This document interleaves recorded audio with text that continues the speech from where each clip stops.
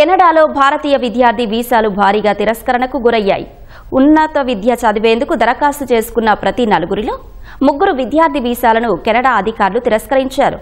ఆగస్టులో భారతీయ విద్యార్థులు చేసుకున్న దరఖాస్తుల్లో 74% తిరస్కరణకు గురైనట్లు కెనడా ఇమిగ్రేషన్ డిపార్ట్మెంట్ గణాంకాలు పేర్కొన్నాయి. 2023లో ఆ మొత్తం 32%గా ఉంది.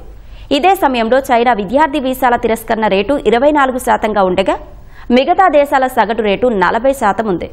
అంతర్జాతీయ విద్యార్థి వీసా కార్యక్రమాన్ని కఠినతరం చేసేందుకు కెనడా ప్రయత్నాలు కొనసాగిస్తున్న తరుణంలో వీసా తిరస్కరణలు భారీగా పెరిగాయి.